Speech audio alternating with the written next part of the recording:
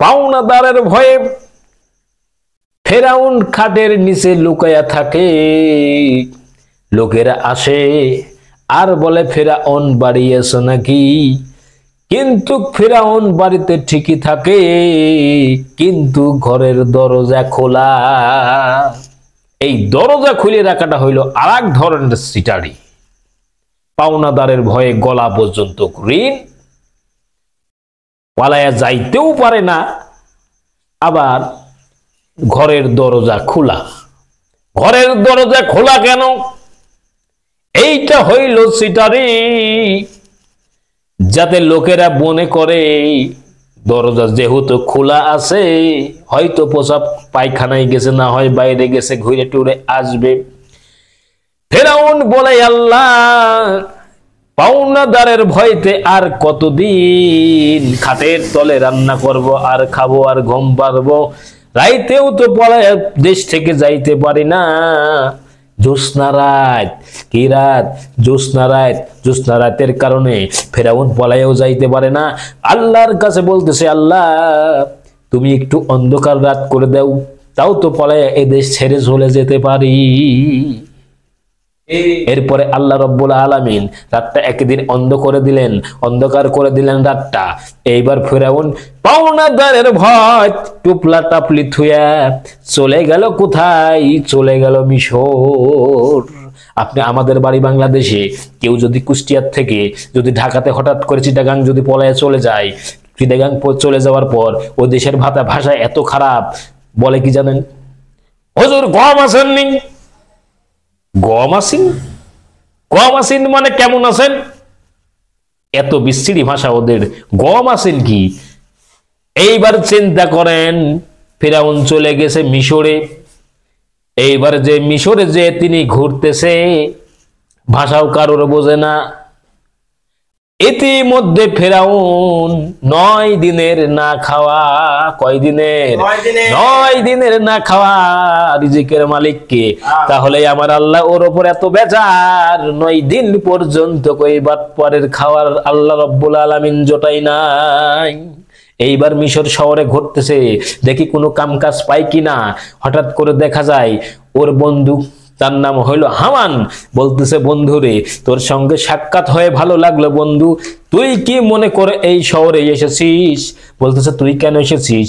এইবার ফেরাউন বলতেছে, পাওনাদারের ভয়তে দায়িক দিনা হয়ে গেছি গলার সমান পর্যন্ত, আর কোনো উপায় না পেয়ে পলায়া চলে এসেছি। তোর কি খবর? হামানে বলতেছে, আমিও আজকে 6 দিন আগে পলাইছি। আরে বন্ধু! এইবার এক বন্ধু আর এক বন্ধুকে বলতেছে, এই যে হাতে হাতে দুইজন মোলাকাত করলাম, এই টাকার জন্য পালায়া এসেছি, মরলে একসঙ্গে মরবো, বাঁচতেও একসঙ্গে বাঁচবো, কিন্তু দুজন দুজনকে ছেড়ে আমরা কোথাও যাব না। এইবার দুইজনে হাত পেছে, দেখি কোনো কাজ কাম পাই কিনা। পথের মধ্যে যাইতে যাইতে এক মুরব্বী বয়সের লোক তরমুজ তুলতেছে জমিন থেকে, তরমুজ কাঁচার থেকে পাকা বেছে বেছে আলাদা আলাদা করে রাখতেছে তরমুজ। ফেরাউন আর হামান না খাওয়া। এইবার যার পেট ভরা থাকে সে কি খাতে চাই নাকি? খাবারের দিকে যদিও তাকায় তাও মনে চাই না, কারণ পেট ভরা, মাল লোড আছে। ইফতারের সময় এই যে রমজান মাস চলতেছে, ইফতারিতে দেখেন না, কয় ভাই দেখেন তো কয়টা বাজে? কয় ভাই আপনার হাতে তো ঘড়ি আছে, আপনি দেখেন না কেন? আমার টাইম তো ভুলও থাকতেই পারে।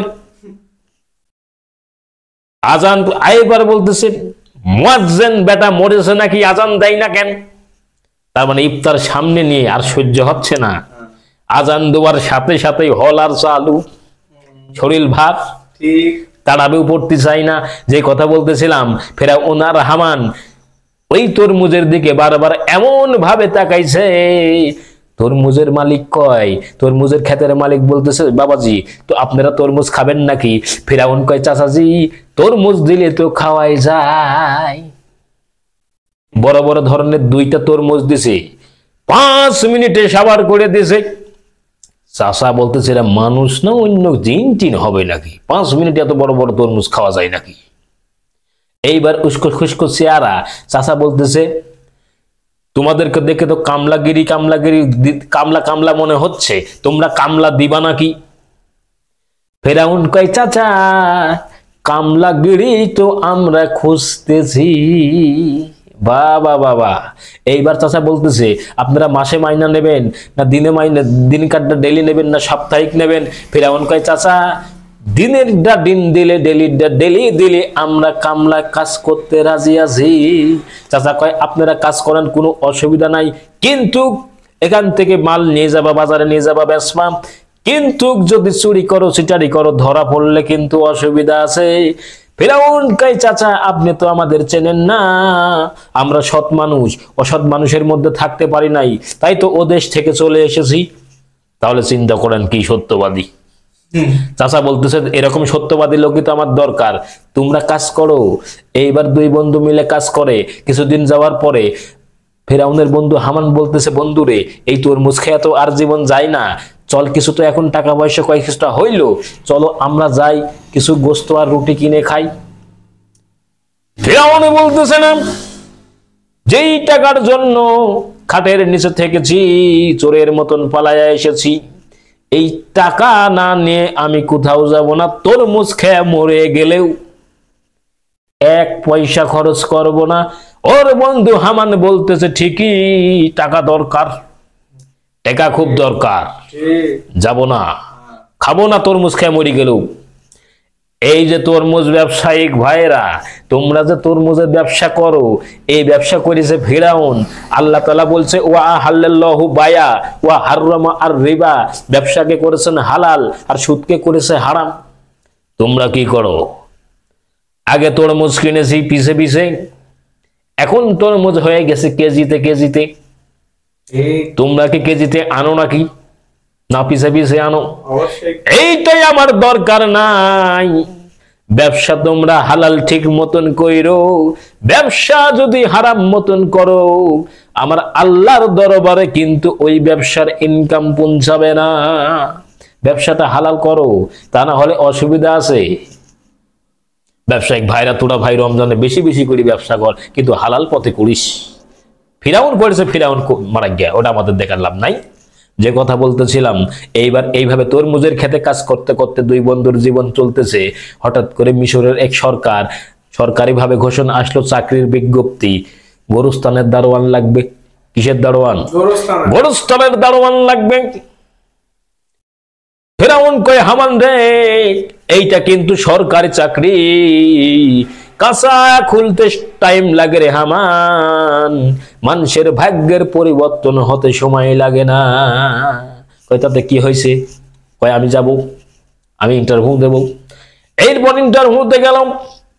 মিশরের সরকার ফিরাউনকে দেখে প্রথমেই পছন্দ করেছে, বলছে এর স্বাস্থ্য ভালো, লম্বা চওড়া আছে, এই ছেলেকেই চাকরি দিয়ে দাও, কিন্তু খাওয়া ফ্রি, সরকারি মাইনা, সরকারি বেতন, সব কিছু হয়ে গেল। ফেরাউনের সরকারি হয়ে গেল গোরস্থানের দারোয়ান। এরপরে গোরস্থানের যখনই দারোয়ান হয়ে গেল, এরপর যখনই ডিউটি করতেছে, হঠাৎ করে তিনি কি করলেন? এইবার যখনই লাশ আসে, গেট খোলে না বাটপার। বলতেছে গেট খোলেন না কেন? সরকার নতুন নিয়ম চালু করেছে, লাশ প্রতি 1 টাকা করে না দিলে গোরস্থানের গেট খোলা যাবে না। কিডা 1 টাকার জন্য আবার সরকারের কাছে আবেদন জানাবি যে লাশ প্রতি 1 টাকা? তাহলে চিন্তা করেন কোন ডিজাইনের জিনিস, লাশ প্রতি 1 টাকা। এইবার নিতে নিতে কিছু টাকা হইল। আমাদের দেশে কি ভাইরাস আসলো? Corona virus. জোরে কোন? Corona virus. করোনা ভাইরাস আসলো। ওই সময় অবিস্মরণে মহামারী, মানুষ মারা যায়, কলেরা, বসন্ত। এইবার যখনই 50 জন, 60 জন, 100 জন করে লাশ কবরে আসতে লাগলো, তখন ফিরাউন চিটার কয় সরকার নতুন নিয়ম আবার চালু করেছে, এই মহামারীতে যারা মারা গেছে লাশ প্রতি 2 টাকা করে না দিলে দরজা খোলা হবে না। লাশের থেকেও চান্দা নেয়। এই আবার কোন জিনিস বুঝেন? এইবার লাশের থেকেও টাকা ছাড়ে, 2 টাকা করে। আগে নিতে কয় টাকা? 1 টাকা। এখন নাই কয় টাকা? 2 টাকা। এইভাবে টাকা নিয়ে নিয়ে 2 বস্তা টাকা হয়েছে। এইবার ফিরাউন বলতেছে বন্ধু হাওয়ান রে, 1 বস্তা টাকা তুই নিয়ে ঘুমা, আর 1 বস্তা টাকা নিয়ে আমি ঘুমাই। এরপরে যখনই সকালবেলা হলো, এইবারে বলতেছে যে টাকা নিয়ে কই যাবি? এইবার ফেরাউন কয় প্রধানমন্ত্রীর সঙ্গে দেখা করব। এইবার হামান বলতেছে তুই পাগল নাকি, তুই ফকিন্নি, 2 বস্তা টাকা নিয়ে সরকারের সাথে দেখা করবি? কারণটা বুঝলাম না। কষ্ট দেখ আমার বুদ্ধি আর তোর বুদ্ধি সমান না, নেতাদের বুদ্ধি তোর মাথা মোটা হলে চলে না, তুই যাবি নাকি বল? হামান বলতেছে সরকারকে তো দেখতে পারি নাই, তোর সেলাই যদি প্রধানমন্ত্রীকে দেখতে পাই ভাগ্যের ব্যাপার, চল যায়। এইবার ফেরাউন আর হামান টাকা নিয়ে সরকারের সামনে হাজির। প্রধানমন্ত্রী ফেরাউনকে দেখেই বলতেছে আপনি গোরস্থানের দারোয়ান ফেরাউন না? জি। কেন এসেছেন? ফেরাউন কয় টাকার গাদি। প্রধানমন্ত্রী কয় মাথার তারমার কাটা নাকি, তোমার ওখানে কত টাকা আছে? 2 বস্তা টাকা। এত টাকা তুমি পাইলি কোনে? খোদার কসম করে বলি ও রাজা, সরকারি বেতন থেকে 1 পয়সাও খরচ করি নাই, লাশের চান্দা দিয়ে দিয়ে সরকারের নাম ভাঙাইয়া আমি 2 বস্তা টাকা কামাই করেছি। চিন্তা করেন, প্রধানমন্ত্রী বলতেছে যে লাশের থেকে টাকা নেয়, কফনের কাপড়ের থেকে যে লোক টাকা নেয় সেই লোক আবার কি জিনিস মনে মনে ভাবতেছে। তো প্রধানমন্ত্রী বলতেছে যে তুমি যেইভাবে টাকা কামাই করেছো তো এই গল্প আমার কাছে দিচ্ছ কেন? ফেরাউন কয় কিছু মনে করবেন না, বহু এলাকার মধ্যে এমনও মানুষ আছে সরকারিভাবে তারা জমির খাজনার টাকা দিতে পারে নাই, তাদের জমিগুলোর আমি ফেরাউন এই টাকার থেকে খাজনা দিয়ে দিতে চাই। তার মানে কি? জমির খাজনা দিয়ে দিতে চাই ফেরাউন। প্রধানমন্ত্রী বলতেছে চোর হলো সভ্য ভালো। কি ভালো? চোর হলো সভ্য ভালো, দেওগা। এরপরে ঘোষণা দিয়ে দেওয়া হলো গোরস্থানের দারোয়ান ফেরাউন যারা জমির খাজনা দিতে পারে না জমির খাজনা দিয়ে দিবে।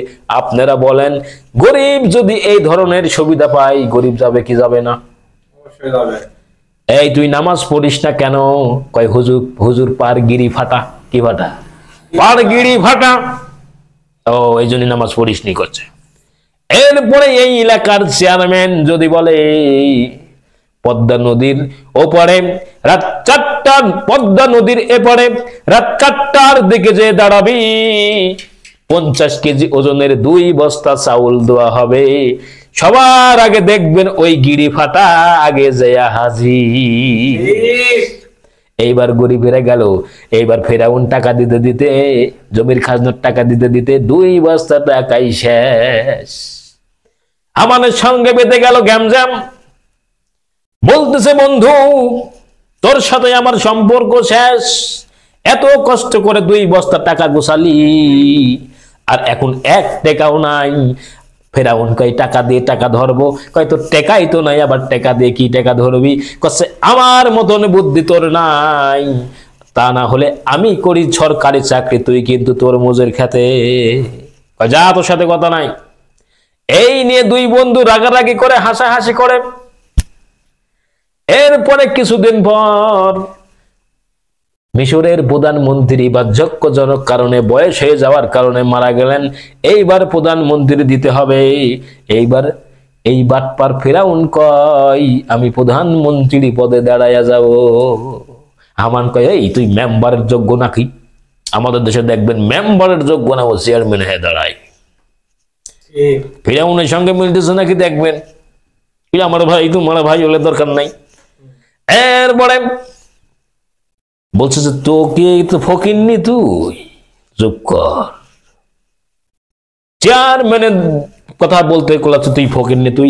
এইবার ফেরাউন প্রধানমন্ত্রীর পদ নিয়ে নির্বাচনে দাঁড়ায়া গেল, কিন্তু ফেরাউন ভোট চাইতে যায় না। দেখেন না ইলেকশনের আগে যেই প্রার্থীগুলার যেই মার্কাগুলা পায়, মাইকে যে বিজ্ঞাপনগুলা দেয়, ও নামাজের সময়ও ছাড় হয় না। কাশি মার্কাই দিলে ভোট। মসজিদের মধ্যে কি এক অবস্থা, নামাজের মধ্যে সুবহান রাব্বিয়াল আলা বলবো, কাশি মার্কাই দিলে ভোট। কাশি মার্কাই দিলে ভোট শুনবো না সুবহান রাব্বিয়াল আলা আজিম কবু। কিন্তু ফিরাউন বাটপার, তিনি ভোট চান না। বন্ধু হামান বলতেছে, বন্ধু বন্ধু তুই ভোট চাস না কেন? তুই ভোট চাস না কেন? নির্বাচনে দাঁড়ালি ভোট চাস না কেন? ভোট চাস না কেন? নির্বাচনের দিকে তো তুই নির্বাচনে দাঁড়ালি ভোট চাইতে যাস না কেন? ফেরাউন কয়, বন্ধু ভোট যদি চাবো 2 বস্তা টাকা কেন খরচ করলাম? দেখেছেন জনগণের মাল জনগণকে খাওয়ায়, তারাই আবার বড় নেতা। এই ডিজাইনের নেতা হয় না বাজান। এত সুন্দর সুন্দর বড় বড় দাড়ি রেখে কাটিয়া পলানোর চিন্তা করেছে, কিন্তু পলাইতে পারে না। এরকম নেতা হওয়ার দরকার নাই। এইবার ফেরাউন বাটপার, ভোটও চাই না। এইবার হামান বলতেছে, ভোট চাস না কেন? বলতেছে, ভোট চাবো কেন? ভোটই যদি চাবরে 2 বস্তা টাকা কেন খরচ করলাম? তুই গ্রামে যে খবর নে, জনগণই আমার ভোট চাতিছে। আপনারা সত্যি করে বলেন, এই গরিব মানুষের যদি কোনো নেতা যদি একটু উপকার করে, গরিবেরা জীবন দিয়ে দেবে, কিন্তু কথা বরখেলাপ করবে না। এইবার গ্রামের লোকজন বলতেছে, জীবনে বহু ডিজাইনের নেতা দেখেছি, কিন্তু এই গোরস্থানের দারোয়ান হয়ে যে এত সুন্দর মন মানসিকতা, মানুষের জমির খাজনা দিয়ে দেয়। তোর 14 গোষ্ঠীর জমি তো সরকারি হয়ে যাচ্ছিল, ওই লোকটার জন্য জমিটা খাস হওয়ার থেকে বেঁচে গেল, সরকারি হওয়ার থেকে বেঁচে গেল। ভোট যদি দিতে হয় ওই ফিরাউনকেই দেব। বিপুল ভোটে এই বাটপার বিজয়ী হয়ে গেল। এইবার হামান কয়, তোর তো একটা গতি হয়ে গেল, আমার কি গতি হবে? বলছে, একটু থামি থাক বন্ধু, তুই তো বলেছিলি বাঁচলে একসাথে বাঁচবো, মরলেও একসাথে মরবো। তুই তো এখন প্রধানমন্ত্রী। বলছে, একটু ধৈর্য ধর, একটু ধৈর্য ধর।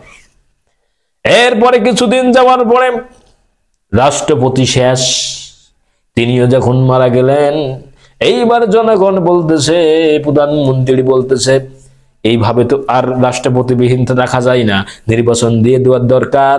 ওই এলাকার জনগণ কয়, আপনার মতন এত সুন্দর মন মানসিকতা আলা মানুষ আর পাবো না, রাষ্ট্রপতি যদি হতে হয় তাহলে আপনি জনগণের রায় হয়ে গেল।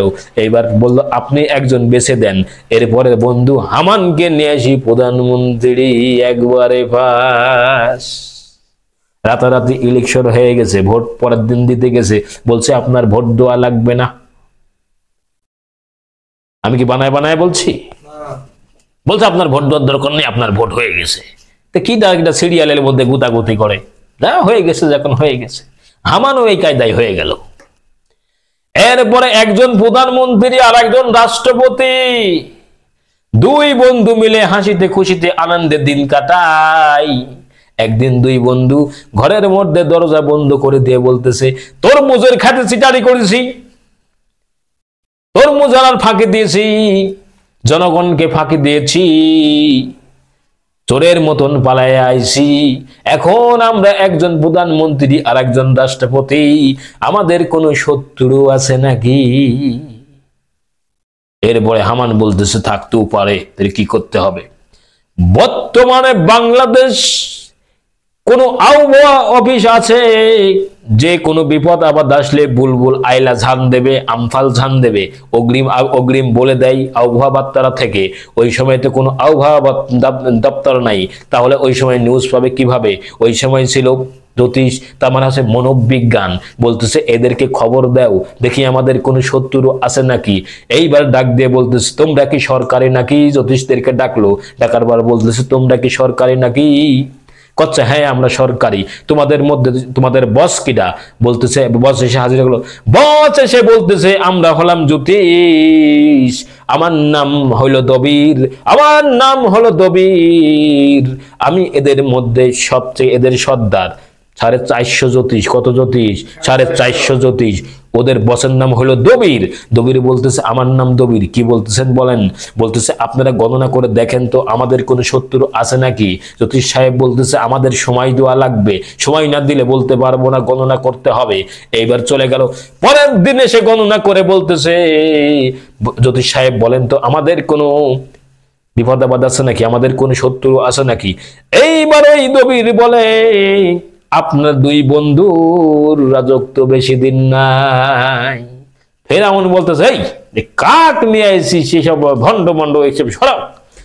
হামান বলতেছে না রে ভণ্ড না, ওরা মিথ্যে কথা বলে না, হলি হতেও পারে। বলছে আমরা বলতেছি আমাদের রাজত্ব থাকবে না, তার বাপের রাজত্ব থাকবে নাকি? দবির বলতেছে এই কথা আমার না, আমরা গণনা করে পেয়েছি। হামানও বলতেছে ওরা মিথ্যে কথা বলে না, গণনা করে পেয়েছে।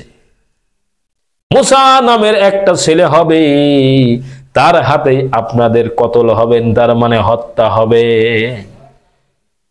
ফিরাউন কয় মুসা আবার কিডা?